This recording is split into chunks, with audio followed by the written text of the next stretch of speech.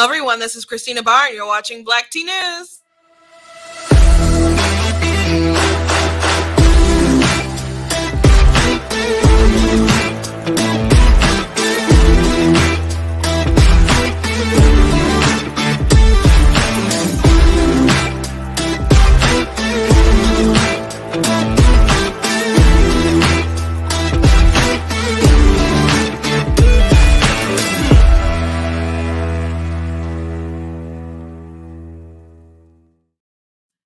Hello, welcome to Black Tea News. I'm your host, Christina Barr. I hope you guys missed me. Of course, I was at the March for Life, so I haven't been streaming since Wednesday was the last day, so I had a great time.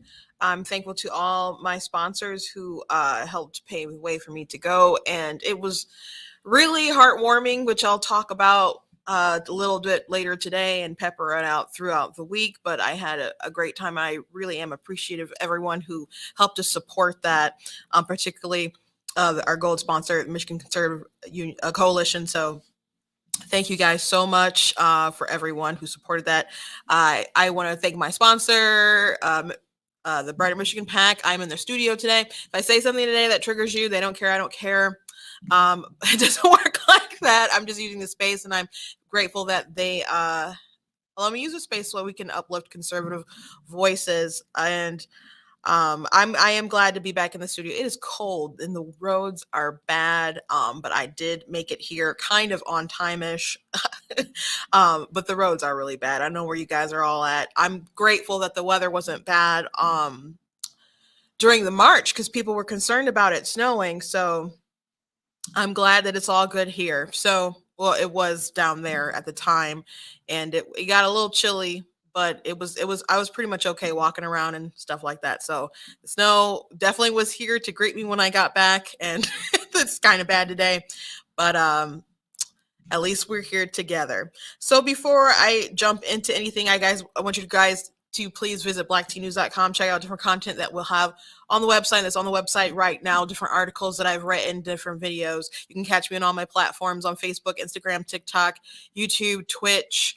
All my handles are at Black Tea News. The only one that is different is Twitter, and that one is at True Black Tea. I'm also on Gitter. Have to post some more on there, but I did decide to get a Gitter to support more free speech platforms. I am streaming back on YouTube. So you guys know I was on a bit of a timeout, but I'm back. There's so much news and so many things that I wasn't able to talk about because I was like on my way. I did drive down to DC. Matt Walsh was on the Dr. Phil show, and there's so many great clips. I'm going to talk about it, but that's going to be like full separate video. I don't know how long it will be. There's a lot that I probably have to say. The clips were so amazing, but I will say this. The guest on the show ended up like tweeting those who were like the pro-trans activists or people who were trans or non-binary or whatever. They actually put out a statement saying that they felt that they were tricked by the producers and that they have nightmares about Matt Walsh. And Matt Walsh was like, it was like 3-on-1. I mean, there are some other people, but it was basically them arguing with him. And even Dr. Phil, it seemed to me, the clips I was watching, like the dumbest questions. I'm like, where do you support you being? Are you just a host? You're not a doctor anymore? Like, so it's amazing to me, like, but Matt Walsh was just asking standard sort of questions that he always asks, like, what is a woman? And the answer is, whatever, I can't define that, whatever you feel like. So the word is meaningless. So it was, and he had a way to describe it, and they didn't want to accept his definition. So it was just circular, sort of nonsensical talking points. So it was pretty amazing. So I'm gonna do a full-on video about that sometime later. But if you haven't seen it, it's pretty special. There were some memes that people made after that. There was one that was define a woman or draw 25. I did save some of those, but I'm going to leave those for like my special video when I cover it, because it deserves like its own thing. Matt Walsh is, you love him when he's on your side, but when you disagree with him, he is just like a miserable jerk. I don't think he would mind that description. For those of you who don't know, Matt Walsh is from the Daily Wire. He's the one with the beard and the gruffier sort of exterior. but it was really interesting. So that happened while I was on my way. Biden had like an amazing press conference. Was that on Wednesday night? I think so. I think that was after I got done shooting here. It was an amazing press conference. He said the craziest sort of things, and his peeps had to go back and try to correct things. Like, he implied that what we wouldn't do much if Russia was invading Ukraine, which there's a bunch of fallout right now. The U.S. is talking about evacuating people, diplomats, their family and stuff, and saying you can't.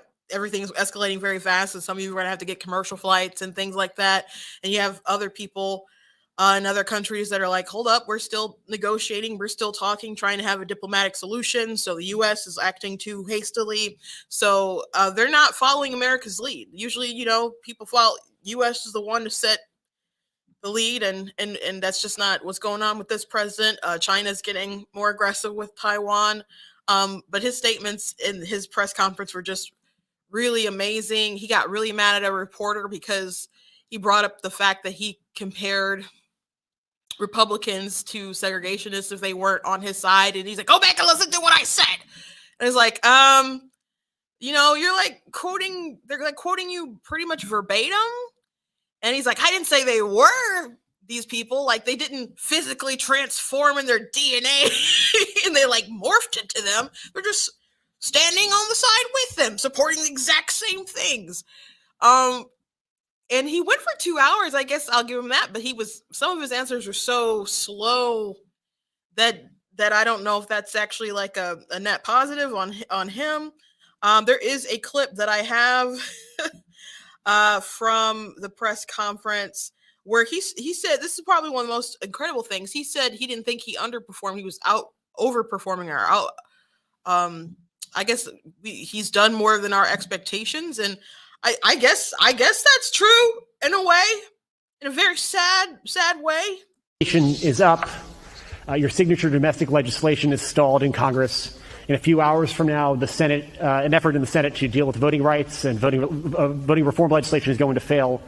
COVID-19 is still taking the lives of 1,500 Americans every day, and the nation's divisions are just as raw as they were a year ago.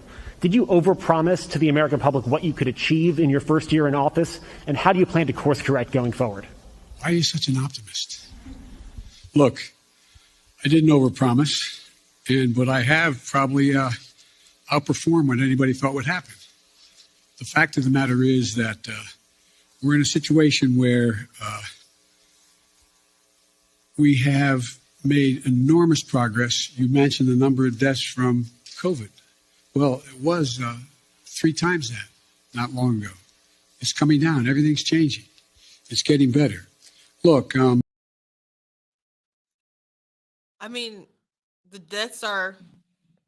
I mean, we have a variant that's not as deadly. The cases, of course, have been high because it's very transmissible, but people on their side still act like it's the end of the world. They're still pushing these mandates. He got shot down in the courts. He's just been taking one loss after another. Of course, they tried to get rid of the filibuster, which Biden was for the filibuster like a second ago, and then it's not politically expedient for them anymore. So now they're all like, get rid of it so they can pass this voting rights bills that they're saying that we need to protect people's votes. Someone actually told me that we needed it. That Biden and Kamala Harris are trying to give people the right to vote, which is just insane how they even get elected, if that was the case. But really, the bills are just trying to take the federal government is trying to take powers away from the local governments about how you handle different elections. And there's 3 different bills that they've been trying to like push along through this whole saga, and they're not good bills. They're not good bills. And if you're saying we really need them because Black people and other people can't get ID to vote, that's just such a tired talking point. People have IDs. People want people to use IDs, and there's other things wrong with it as well, which we've talked about at length. But that got shot down. And of course, the Supreme Court struck down his OSHA mandates, which don't make sense. There was a news report. This came out, I think, when I was on the road, and that it was in the New York Times, it was Washington Post, that if you contracted COVID naturally, good old fashioned way, you got infected with it, and then you recovered, you have better protection than from Delta, than if you had gotten vaccinated. So everyone's like, "Oh, this is new information," and I was listening to Fox News as they're talking about it and stuff when I was on the radio. I did read like Wall Street Journal and stuff, and then I was like on the radio, listening to the radio. I was driving. I'm just like, this isn't new information in the least bit. People have been saying this. This is stuff that Rand Paul was arguing with Dr. Fauci about. Like, why are you still like going on the charade? Like, I've had like, we have natural immunity, we do have protection, and people just didn't want it to be true because they were still pushing these mandates like crazy for whatever in-game achievement that they want in the end. And to have the mandates pushing that so hard, you have to be not just vaccinated but boosted now. A lot of people are requiring that you have the booster, be up to date, because that's how you're really vaccinated. If you had the two shots, or depending on which vaccine you got, but you also need your booster. How many boosters are people willing to take? I don't know, but you have to now be at your point at your booster with a lot of these, or on your way to get those things, scheduling them to get up to that third shot. But it doesn't think about the fact that if you've had COVID, you do have some protection. So it's not really about the science. So Biden's been struck down repeatedly. He has not had a good past week. In that press conference, I don't know if it's supposed to be like a reset of his presidency, but to say that he's like outperformed expectations, I guess, because a lot of people, even who didn't like him, didn't expect it to be this bad. Or there's people who voted for him expecting him to be the moderate, and he totally, I guess, blew their expectations out of the water with how left he went. So many people were running damage control for him. Jen Psaki's like, the president was clear. I'm like, you wouldn't have to write these press releases. And she was even on like Fox News, like doing damage control as she was making the round, just everywhere, trying to correct the record with the president. And so she said this in an interview, and this is making the rounds in the meme world now. So I'm telling all this to get to my meme of the day. So here's Jen Psaki talking about how just relax, go have a margarita, go kickboxing, it's all good. So my advice to everyone out there who's frustrated, sad, angry, pissed off, feel those emotions, go to a kickboxing class, have a margarita, do whatever you need to do this weekend, and then wake up on Monday morning, we got to keep fighting. And what that means, Lindsay, is we have to keep talking to members about federal legislation. That's essential. That's something that can be permanent, that can make sure people's rights are protected. But we also need to make sure people are educated in states across the country about what their rights are, how they can vote, when they can vote, how to request an absentee ballot. There's a lot we need to do on that front, and that's going to rely on the energy and the anger of that activism as well. So here's my meme of the day. You guys know, I like my memes. I like to start out with something pretty funny. So it's America and Jen Psaki with the margarita. This is taken from a meme of a little girl. Well, I guess it's just a picture of a little girl normally, and she's just looking straight on, kind of evil at the camera as there's a fire behind her, as if she had done it herself. So bravo to whoever made this. I don't know who made it. You can see who tweeted it and ask who did this. I don't know who did it, but that is pretty funny. So people have been making margarita jokes. I'm probably going to see if that sound is on TikTok and start making a few myself. But it's just kind of calamity right now. So there was a lot of news going on while I was on my journey. But I will say that I did have a good time at the March for Life. And I plan to talk about it a little bit out throughout the weekend. On Friday, I'll probably release my big video. But I do want to thank the Michigan Conservative Coalition. They were my gold sponsor, so I do thank them. I do thank other people who contributed as well, Jeannie Birchfield, Kathy Burton. She's a national committee woman in Michigan anyway. A good friend of mine, Robert Oistreich. He's in my 14th district. Nancy Tizio, and other people. Some people decided to donate and wanted to remain anonymous. And they said, God knows, God does know. And I do thank you So what I did really appreciate going out there and seeing, because you guys know, like, one of my big platform that I have is TikTok, and it's a little, I don't want to say discouraging, but it is alarming how many conversations I have with young people who just don't understand the facts of the matter. They dehumanize the life of a child so they can be what they're for. And some of the times you talk to these people who are so young, and I'm like, have you even had sex before? Like, have you ever been in a relationship? And I know people do so young and stuff now, but I'm like, why do you people feel like they need it so bad? And it's something that really weighs on my heart. So to go out there and see so many young people there was amazing. And I do feel, and I was telling somebody about it not too long ago, a couple minutes ago before it got started, and they're like, I said, I guess it was really, really encouraging to see the pro-life generation. And he said, you really think that we're raising up a pro-life generation? I said, I do. And he said, I think so too. And he smiled. And so I talked to, there were so many young women and young men, but when I go up to a group and say, hey, would you guys like to explain why you're pro-life? All the whole group, even if they're adults, would all point to like a young man.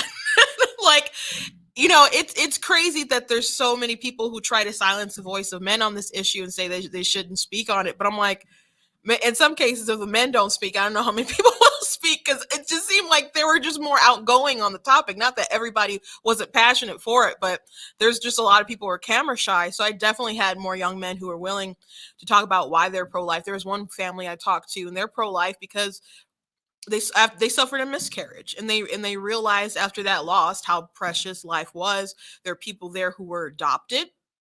There are people there who choose to adopt, who are pro-life. So there were some celebrities there who were, giving talks. And so the march was pretty huge. And so I was grateful to be there, to be a part of that. I did go live on TikTok at one point, and people were very excited that I was there, that there was representation, and people, a lot of, I haven't caught like really any local news about it and stuff, but people were thanking me because they said it wasn't covered in the news. I'm like, this is, of course it goes on like every year, but I guess that is pretty amazing if that's the case, because it was a pretty big march. There was also a march yesterday about medical freedom as well. I'm glad I didn't hear about any kind of crazy stuff going on, because I was like, if the FBI is going to set up somebody or do something, then that'd be the time to do it. But it looked like they had a really good turnout as well.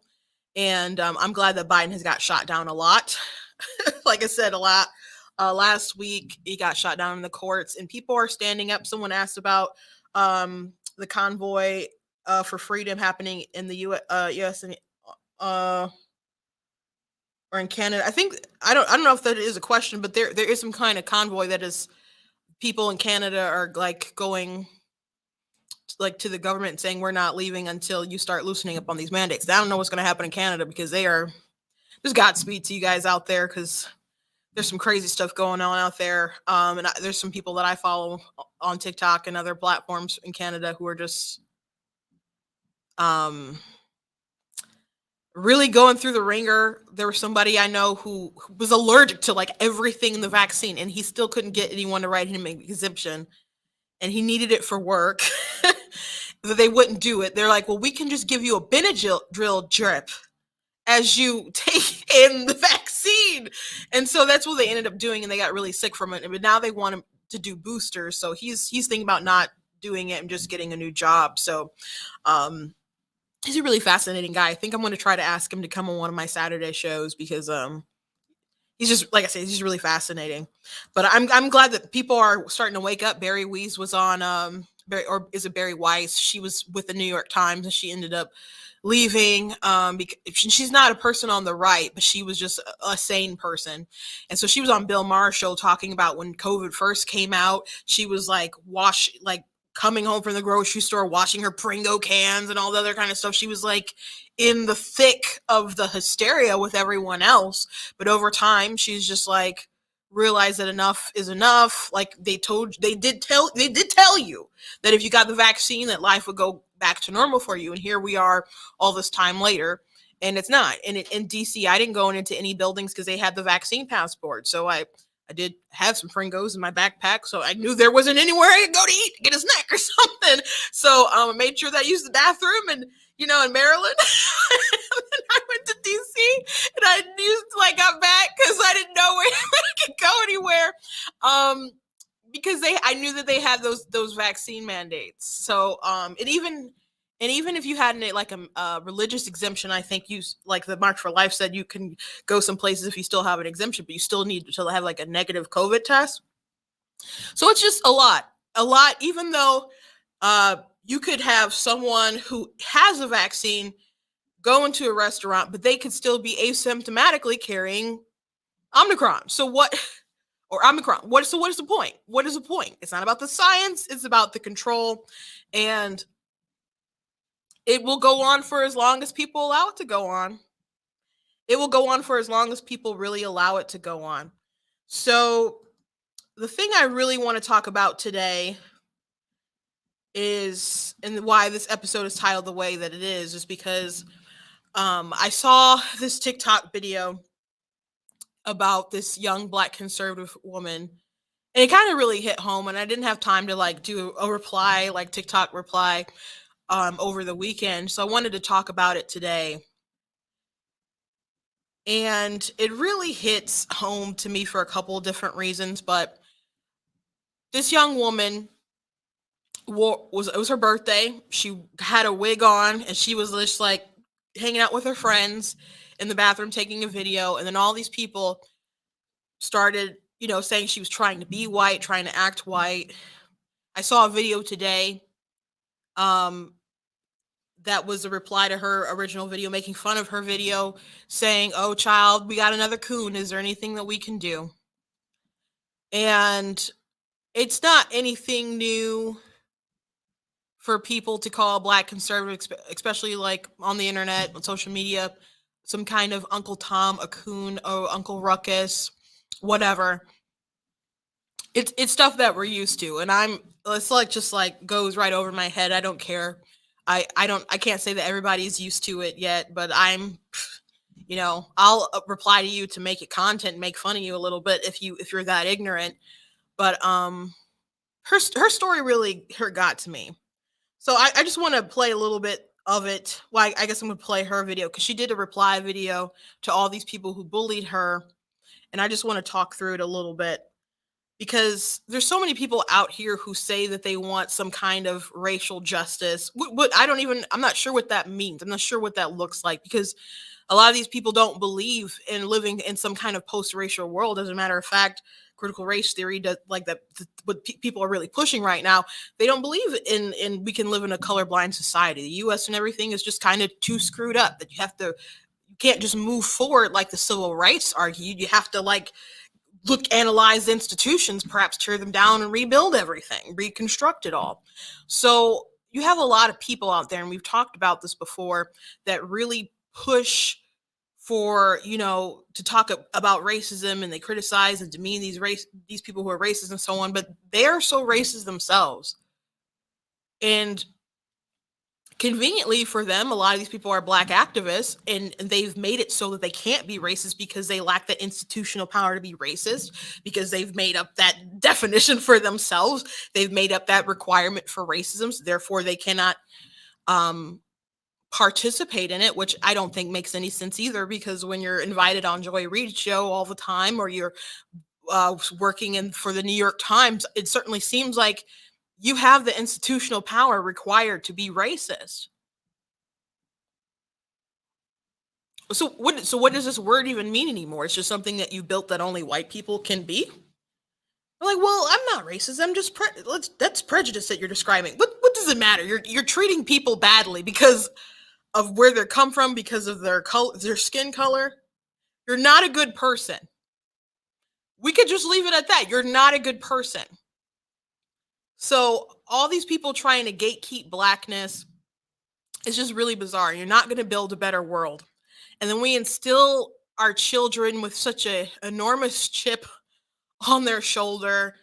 If you've seen any of the crazy videos, like from Kenosha, like when there was an old man who was trying to, I think his building was on fire, and or he was at least using a fire extinguisher with people who were inside trying to steal stuff, and so there were all these black kids coming out, and then someone came up behind him and just clocked him, and he fell on the ground, and the person taking the video just started screaming and ran to the old man, and then there was this young black girl, you could hear in her voice. We could see she was black, but her voice sounded young. And she's like, he was laying females out. He was laying females out with the air. Because that's what she called the fire extinguisher. I'm not, trying to be racist or anything. That's how she sounded. And she's like, and they're like, you don't know what it's like being these black men out here in the streets terrified because of police and whatnot. And just going on a rant, making all kind of excuses for why that man clocked out this old man and they broke his jaw. Now, they shouldn't have been in that store. They didn't belong there. It was a riot. They were looting. They were committing illegal activity. But everyone else is to blame. You couldn't find a constructive way to protest like I did on, Saturday with the march, or people used to do back in the days of civil rights with Martin Luther King. You couldn't find a constructive way to air your grievances. You had to clock out an old man because he was trying to save the building that was set on fire and was laying females out with the air. You're not good people. You're not good people. So I'm going to go ahead and show you guys this TikTok video. And I'm going to be talking through it a little bit. So I'm going to share my screen. Here we go. Hi, I'm the girl in the middle, and this video went viral on my birthday. What started out as a fun video with my friends quickly turned into a nightmare of bullying and harassment on the internet, from videos to comments to attacks on my family. They made it about my cowboy hats, my wigs, my political beliefs. I tried to defend myself and ended up putting my foot in my mouth. So let's start over. I had been natural for 2 years, and I wanted to get something new for my 25th birthday. And I saw Storm, and I thought, that is perfect for me. So I bought a wig, and I changed it to fit the Storm vibe. And so, like I said, this hits home a little different for a lot of different reasons for me. So again, this young woman, she bought a wig on her birthday. All she did was she was in the mirror. There's a song playing in the background, and she's just having fun. And her friends happen to be white, and she has that wig, and she has videos with cowboy hat. People could go look at her other stuff on Instagram, and she's a Trump supporter and so on. So people said all these things like, oh, she's trying to be white. She's in the sunken place, all this other stuff. And it's her birthday. She got this wig for her birthday, was just trying to fill herself. And the amazing thing, when I saw her video reply to this video right here that I'm showing you guys, is that all these people were trying to accuse her of being white, and she was just trying to be like Storm. And you guys know, though I have complained a lot about current state of comic books today, that I grew up with comic books, that my dad wanted to learn to read because his dad brought home comic books for him.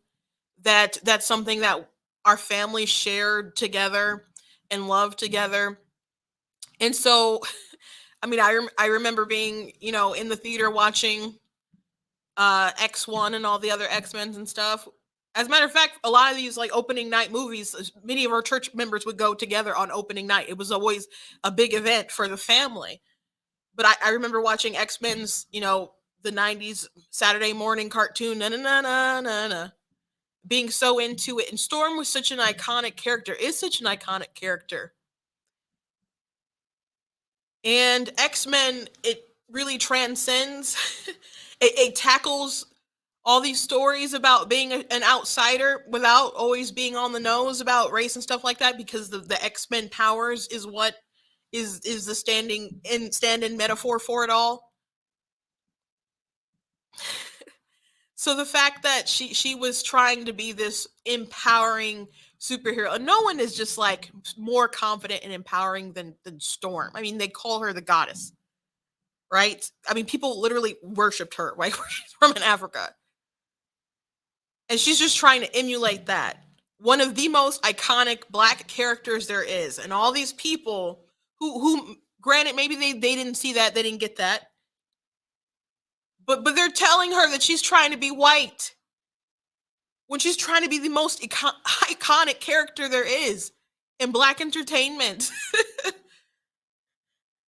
So it just baffles me, it upsets me, it disgusts me.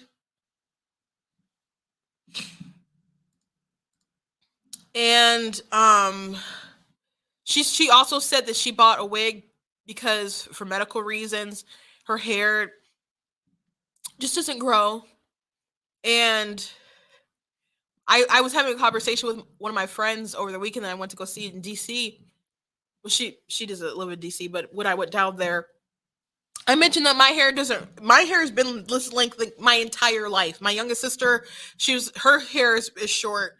She's never really gotten her hair to grow. And she's like, maybe we're just Saiyans. And if you don't know what a Saiyan is, it's from the show Dragon Ball Z. If you're a full-blooded Saiyan, your hair doesn't grow either. And I was like, I like that answer, but my hair's never been super long. It's pretty much always been like the length of just a little past my shoulders, pretty much. Maybe a little longer than this, but pretty much that's it. So, like I said, I'm listening to this story and thinking about how much she was severely bullied online. Like I said, I saw a video today of someone calling her a coon because she was standing in the mirror with her friends with this wig on. And she's just trying to be like Storm. She said, there's a cool person. I want to be like her, rock this look. And then people start saying all these terrible things about her, and they dig into her life. They dig into her white husband. They dig into her politics to try to piece together this reasoning for why she would have white friends and wear a white wig. And they're so off the mark. And they feel so justified as they do this. It's just baffling that we live in this world today where people want to fight racism so badly when they don't realize they're part of the problem. And there were so many jokes like, I have Black friends, and they were like, and this is the Black friend, and they point to her. As if when white people try to say I'm not racist, that's the kind of Black person that they would be friends with, because that's a tolerable Black to them, because they're just basically white with brown skin. They're so off the mark with this woman. So I'm glad she made this video. I'm glad she made this video and explained her point, but it just makes me all the more sad about our generation. I was feeling myself for my birthday. For health and personal reasons, I've never been able to grow long hair, so this was so exciting for me to have something I could style and really rock. As the bullying continued, the same thing I was so confident in, I genuinely hated it. A stroke of bad luck resulted in my going bald again, and I had convinced myself that I could never really put on a wig again because the internet would hate me even more. I did what I promised I would never do. I let strangers on the internet steal my joy and make me feel like I was worthless because I'm different. Because my beliefs are different, because my husband is different, because my lifestyle is different, because I can't live life like this. I can't be everybody's cup of tea. I can't vote the way everyone wants me to vote. I can't fit into everybody's box, and I don't want to because I am free. I am an American. I am my own person. So y'all can get out of here. So I'm proud of her for coming to this realization, for ignoring those haters, which there's a lot of. And the account that I saw that called her a coon today, she has a pretty big following now. I don't know what it was before. Like, she went very viral with, well, they were bullying her, but I don't know what her platform was like before. But the person who called her a coon today, I don't know how young they were. They didn't look like, maybe they were a teenager, but they seem probably younger than me. but she had 700 something thousand followers. And it didn't look like her content was all, trashing Black conservatives, but that is a heck of a thing to call someone because she's standing with her friends in the mirror and wearing a cowboy hat and a white wig, trying to be Storm. Trying to be Storm. Holly Berry. Now, when Holly Berry came out in the 2000, gosh, the movie came out in 2000. Jeez, maybe the first X-Men movie came out. I didn't feel like they really got her wigs together until like the third one. Honestly, nobody like loved her wigs. And then the third one, her hair looked good. She ended up dropping her accent and stuff, and I don't feel like they really did Storm justice so far, like on the big screen. But there is an episode from the 90s X-Men cartoon show, which they are trying to bring back. I think they should just leave it be because a lot of the great values and stuff that you love about it is not going to be revamped in modern day Disney. It's just not. Like you're not going to see great episodes like when Nightcrawler had Wolverine up in the church at the end of the episode. I just, maybe I'm wrong. I hope I'm wrong. I just don't see it happening. But there was an episode, when they were with Bishop and they're going to the future and the past and stuff. So so there was a alternate future with like Storm and Wolverine, and they were together, and they ended up going back in time because they had to save Charles Xavier. And Storm was in maybe it was a bar, and someone said something about her being Black. And you know what she said? Skin color prejudices. Why, that's so ridiculous. It's almost quaint. And I messed with the quote a little bit, but that's basically what it was. And so superficial, it's almost quaint. And if only we looked at the world, like, it's so dumb when people get caught up in that stuff. It's so stupid. But you have a world that is trying to divide us so much on the color of our skin. And a lot of people make a lot of money from it. There's a good grift in it. Politically, it can get a lot done. Like the Biden administration right now, they're voting with the Voting Rights Act. Now they want to win elections. And they're not always confident that they're going to be able to pull it off the way that they want to pull it off. That's what the voting rights bill is about. It's not about people having more access to the ballot and stuff. It's about them trying to rig it in a way that they think that they will win. Because having all the power, having so much power move from local elections to federal elections, that actually damages the integrity of our elections. They know that the fact that the elections are so diverse is what makes it more secure. Because Obama said as much, like in 2016, when they said Trump says it's going to be rigged. He's like, that's dumb. That's dumb. We don't control the elections. That's done locally. The federal government doesn't do that. So it's suspicious. And if you look into some of the things that they want to do in these bills, which we've gone over on the show before, so I'm not going to go in depth today. It doesn't sound like it's for good security reasons. And we've gone into the reasons why I think that they really want to do it. One being with this past election, they got so many people to vote because people could just do it by the mail, and they were really bullying people into it.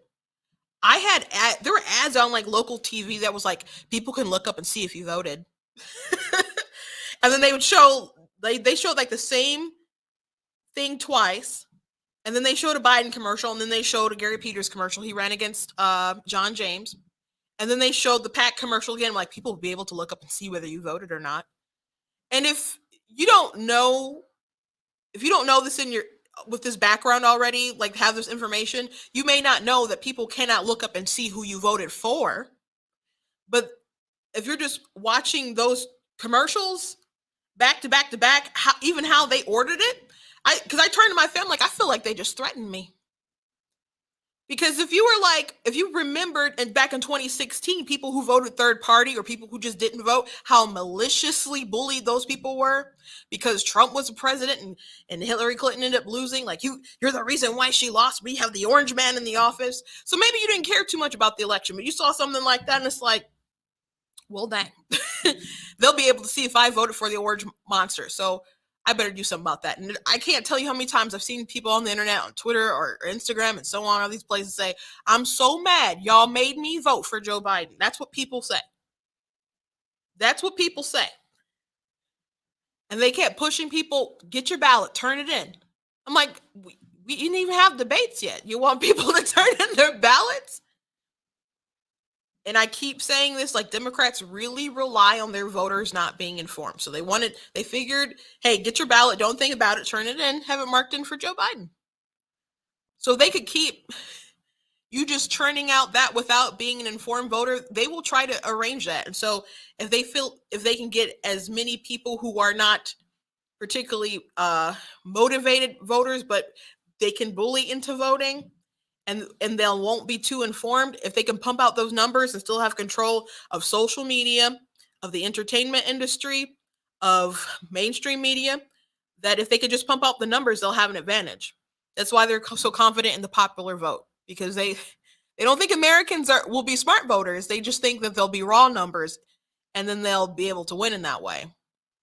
So there's strategy behind it, but they make it about race.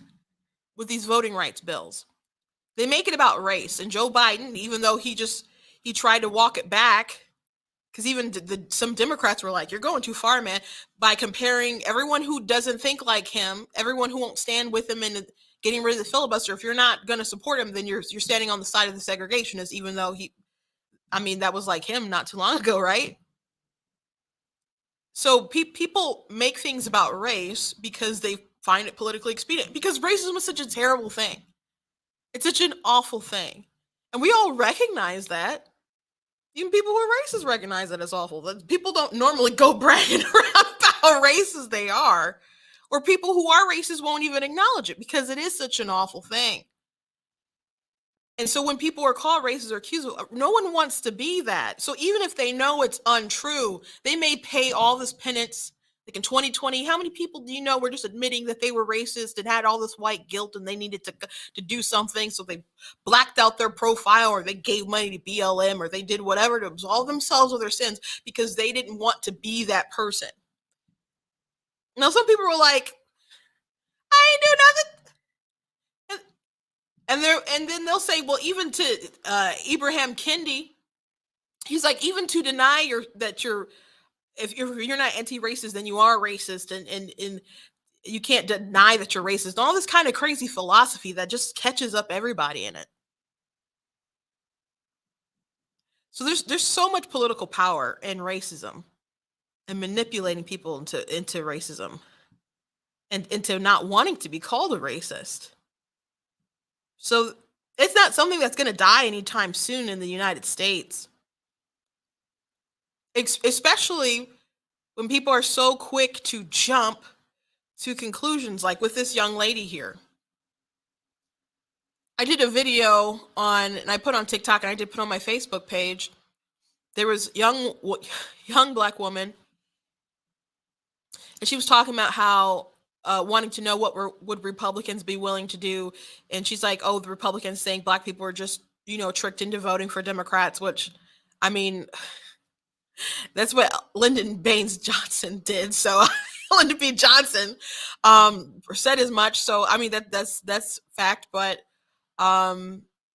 she said, we know that Democrats don't care about us, and that they're either actively or passively racist. And I'm like, how is that true? Because the whole Democrat pitch is that they have empathy and Republicans don't. So it seems really weird to me that if Black Democrats know that Democrats are racist, why would they just go along with them? Because I don't think that all Republicans are actively or passively racist. I'm not going to deny there's not racism everywhere.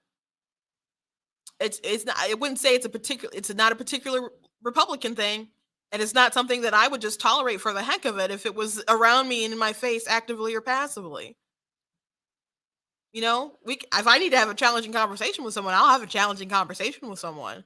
But it's not something that I would just tolerate if I thought everyone in my party was actively or passively racist. So that was just crazy to me. And then she was asking what were Republicans going to do, and she ended it by saying, "We know that Republicans don't care about us, and anyone else who's pretending that is just doing it for optics, and I hope you're getting paid." And that's how she ended her video. And I'm like, that sort of attitude is why you can't get rid of racism, because people are so quick to just assume the worst without having like real conversations with people. So whether you're quick to assume someone is racist, or someone is sexist, or someone is all whatever, that's really the issue. That's really the issue. So if that's the kind of person you are, you're not helping the problem. So you want everyone else to not be racist while you're a tool? While you're a scumbag? Why can't we just actively just come together and decide to treat people well? I don't understand that. And if we disagree, then we can have conversations about what we disagree with and try to come to some kind of different conclusion. Maybe some kind of middle ground. But someone like Joe Biden saying, "Hey, you don't want to get rid of the filibuster, then you're a racist." And then there's people who are calling Sinema and Manchin racist because they don't want to get rid of the filibuster. Now, Sinema said that she supported the voting rights bills, which I find is a big red flag because they're not good bills. But she said she just don't want to get rid of the filibuster, which is good for both sides, honestly, because you're not always going to be the party in charge. And in 2020 in November, the Democrats, even if they pass that bill, they're probably most certainly not going to be in charge. So it should be suicide. But if they're that confident in the bills and the power it would bestow upon them in the meantime, I think that says a lot about what kind of bills they're trying to pass, because it should be suicide. Now maybe they know that they're talking about it, and they're and Kamal and them can look like they're really fighting for something, and something that their progressive advocate base really wants, while knowing that they're not really going to be able to get it done. Sinema said there's a lot more people like her, but they're just hiding behind her skirt. And I believe that, because not everybody's crazy. Not everybody's crazy. Not even everybody with a D next to their name, okay? Not everybody is crazy. But there's a lot of people with crazy ideas who aren't afraid to voice their crazy opinions. And there's a lot of people who have no integrity, like Chuck Schumer, because you have Tom Cotton, who can go on the floor, give a speech about how you should keep the filibuster, and it's the same words from Chuck Schumer. And you can say, well, people change their mind. It's not about people changing their minds. It's about people having no spine because they do what's politically expedient to them, and they don't have any sort of integrity. They don't have any sort of integrity. That's what it's really about. So as long as people are trying to pacify these crazy voices, you can't let those people be in charge. Not in the least bit. Not in the least bit. So if you guys follow this young lady on TikTok, go check her out. I'm glad that she stuck up for herself and is like, forget y'all.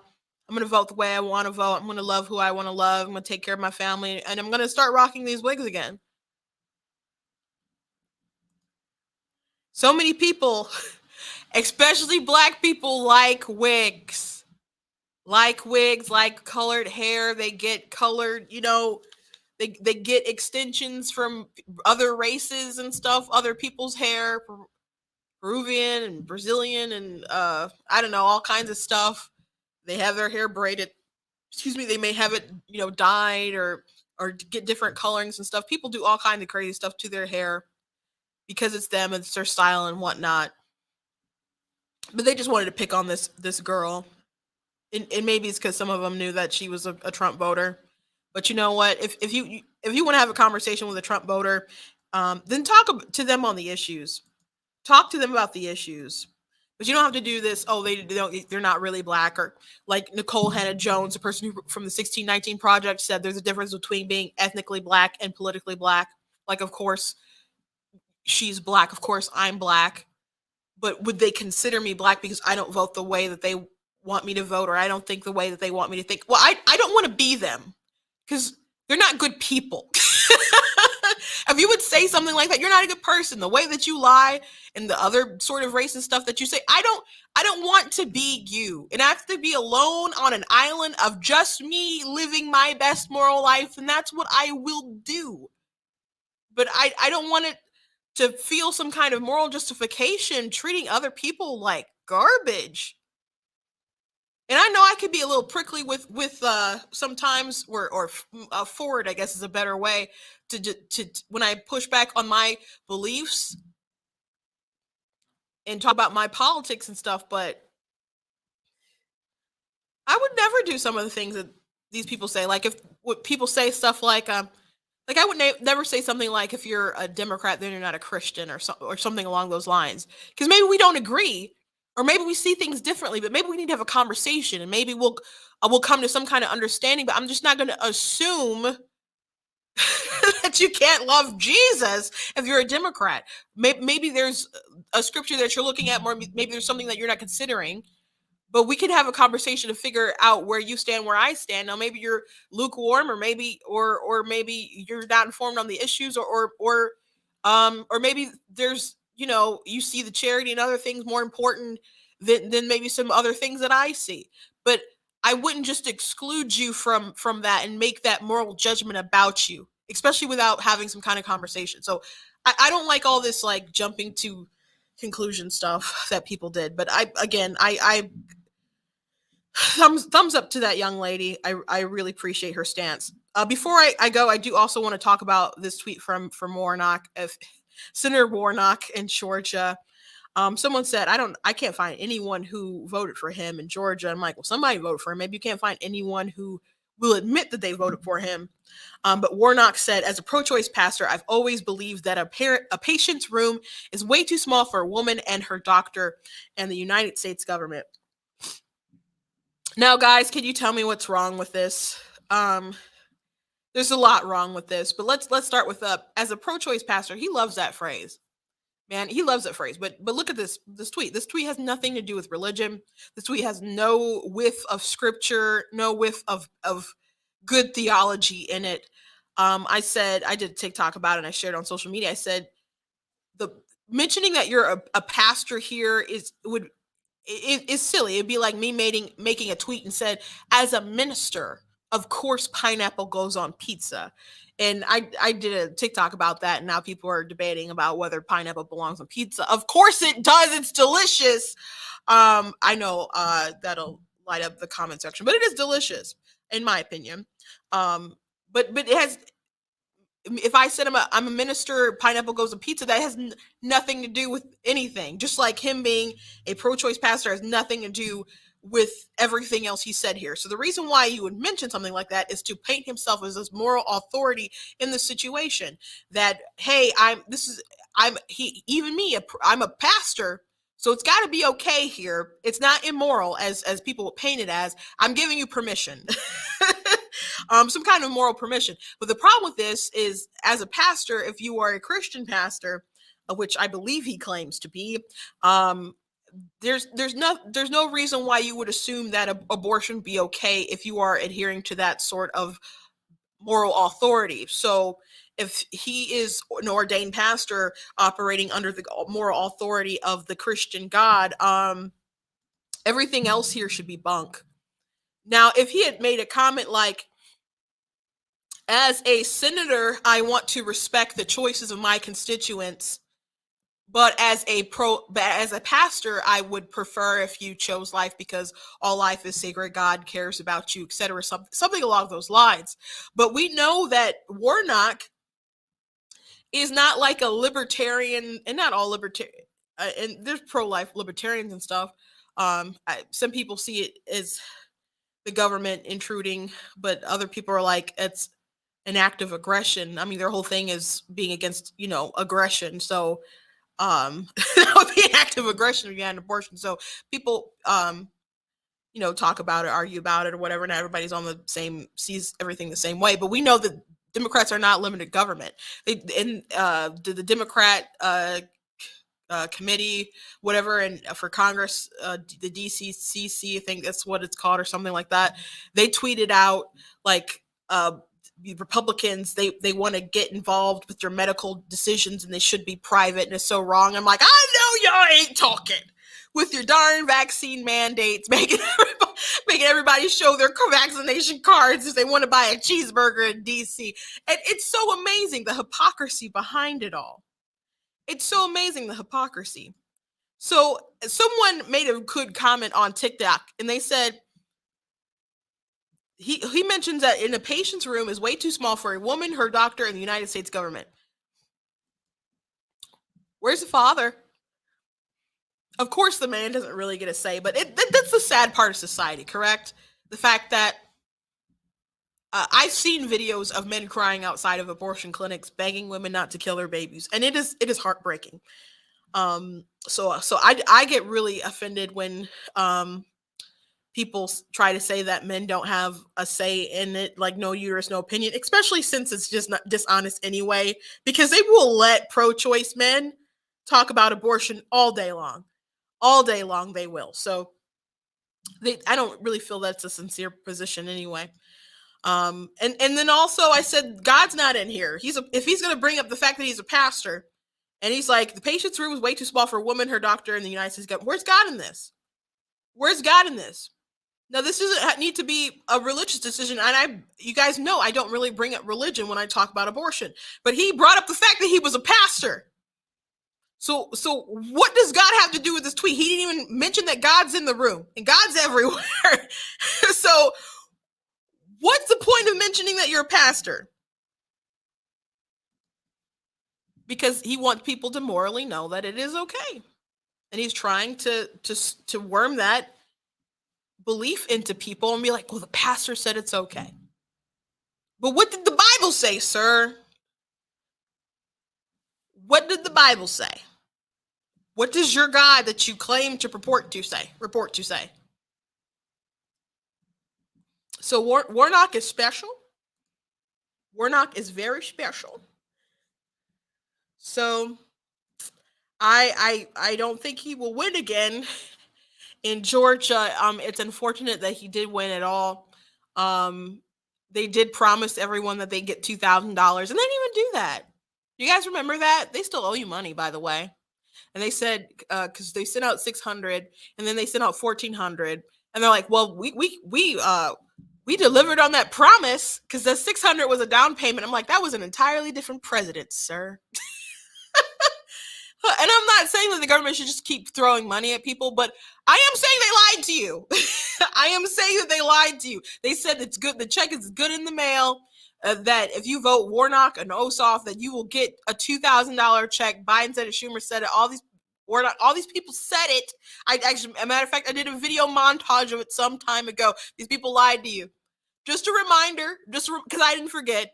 And I didn't forget because I need it. I didn't forget because I just want you to know that they lied to you. I just wanted to remind you. Last thing I want to mention, in Oklahoma, there was a Democrat who decided to introduce a bill to say that, hey, if life starts at conception, and he's pro-choice, by the way, I guess he's trying to troll the pro-lifers, and that men should have to financially pay for the child.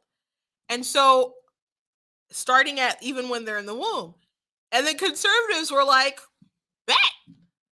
I think that's a great idea. And so there were all these conservatives retweeting like, that's awesome. Or I think he just thought about what parenthood is, what fatherhood is. Because that's my first thought. Like, if you're married, then of course there will be a father in that life helping that woman along. And that's like should be like the design of things. Like in a perfect world, of course, people have babies out of wedlock, and then in the most extreme circumstances, and the rarest when people decide to have abortions, women are sexually assaulted. But most are out of consensual relationships, and a lot of these people are just out of wedlock. So conservatives thought it was a pretty good idea. So eventually, people on the left were like, That's not a good idea, bruh. And he ended up walking it back. So he said, this week I filed HB 3129, which codifies that a father's financial responsibility to his baby and their mom begins at conception. If Oklahoma is going to restrict a woman's right to choose, we sure better make sure the man is involved. Can't just walk away from his responsibility.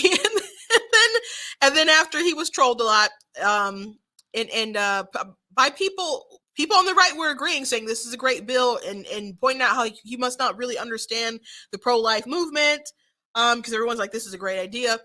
But then people on the left were like, there was someone who said, oh gosh, and I think I saved this tweet. Someone said that they don't like any sort of more gendered language being used around pregnancy. So that triggered people.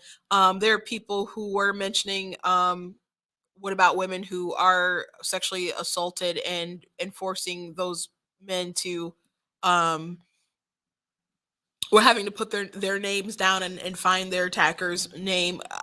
In that case, I guess you don't have to make it so that men have to be listed.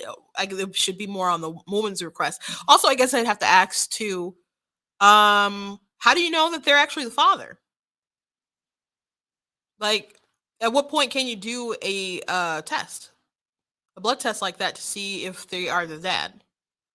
So I think conception would probably be too early to make that, and I don't think that they should make you pay if it's not your kid.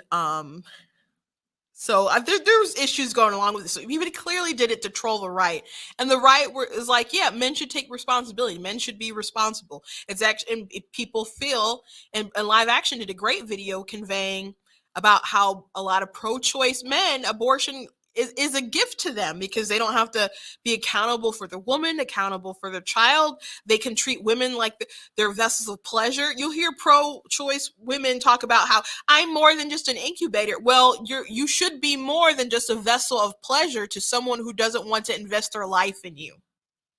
Okay?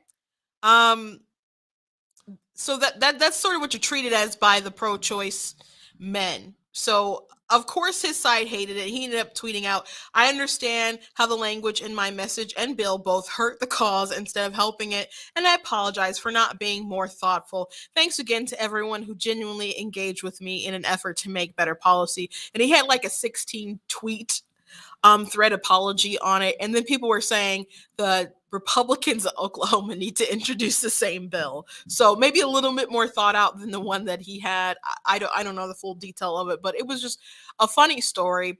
But I guess that's what happens when you don't really want to understand the other side, and you are dealing with a caricature of your opponent instead of actually having genuine conversations with people, because of course people on the right want men to have some kind of accountability, and they want men and women to be accountable, and that's another thing that they there's so many conversations where women will try to shift. They want all the power as far as the men, not like that tweet with Warnock. He didn't mention the man being in the room making the decision. It's all in the woman. They have the total say whether or not they are going to do it, unless they are actually being coerced by a man, which or they feel trapped, and that's why they have to have it. And the abortion industry completely helps men, pro-choice men, in that sort of way. But there are men who out there who want their baby, who are willing to take care of it alone if they have to. But the woman ultimately gets to decide whether she wants to have to, I guess, put up with it for 9 months. Yet if you have conversations about women and their accountability, there's so many women who will get offended and like, well, how come men don't have vasectomies? It's like, that's not the same thing. Like, we're talking about prevention versus you getting rid of a child. So really interesting stuff. I would just say, overall theme of today, just try to have like real conversations with people, because this legislator obviously didn't and it's not like he doesn't work with Republicans. So how can you not understand the pro-life position and do this to own the cons, and then you get conned yourself by your own side, just totally owned. So talk to people on the other side. Don't jump to conclusions. Like all those people who bullied that young Black woman who was rocking her storm, hair that she got, who wears wigs because you know, they talk about the other, and people, they're so compassionate, but this woman has been sick, dealing with some kind of medical condition, illness, and that's why she wear wigs, and they all just like, oh, you're just trying to be whitewashed, you're sunk in place, all this kind of stuff. And how could you know all the information unless you spoke and said it? Because I didn't know it until I watched that video. But I sure didn't call her coon for wearing a darn wig. So just slow your roll and treat people with a little more dignity and a little bit respect. A little bit more respect. It would go a long way. And if we could just do that, we could get to the point where maybe not racism disappears totally, because people, you can say love is love and people have the right to love who they want. They have the right to dislike whoever they want. This is America. People have the right to do so. Right? That's just reality. But we could make it really, really irrelevant if people were willing to just be better human beings. You are not in racism, be a better person. You be a better person. I know we're all focused on all these institutions and all these systems of power and so on, but at the end of the day, you take accountability for yourself and just try to be a better person. Go out there and make more little people and then raise them to be better people themselves. And that's how you create a generation of better human beings. But hopefully we'll get there. We're not there right now. Thank you guys for joining in on the show today. Please make sure you go to blacktnews.com, check out different content that I have on the website, like this My Money, My Business shirt. That I did get because people were saying that it's not your business, like with abortion and stuff. I'm like, I want my taxpayer dollars and all this other stuff. So that was the idea. But of course, I can apply to other things that do have those in different colors. The You Are Not That Special shirt, you guys can get that. Check out these mugs. I also have those too. Also got some black tea stuff. Constitution is Glorious Liberty document, all sorts of stuff as well. And I love the I Am Not the Victim You're Looking For shirt. You can rock that and all sorts of other things. Make sure that you're following me on my social media platforms: Facebook, Instagram, TikTok, Twitch, YouTube. All my handles are at Black Tea News except on Twitter, and that one is at True Black Tea. All the links are in the description of this video, so you guys can just click on them and make sure that you guys are following. I know a lot of you like to watch it on Facebook. I know some of you are watching on Twitch today. I see you guys in the comments in the chat. But please make sure that you're also following on YouTube as well. Some people are watching on YouTube as well. So make sure that you guys are following all the different platforms. And I will also encourage you guys to also check out other stuff that I've written as well. I do have a new book coming out next month, but I'll talk about that a little bit, I guess, tomorrow and upcoming, because we run a little late today. So God bless you guys, and I will see you tomorrow. Pete Lucido will be joining me tomorrow to talk about Gretchen Whitmer and her nursing home scandal and the undercounting of the numbers. He's been someone who's been very, very much on this issue for a long time. So please join in. He'll be at the top of the hour. And so we will be talking about this, and it's going to be feisty. So make sure you guys tune in, and God bless you.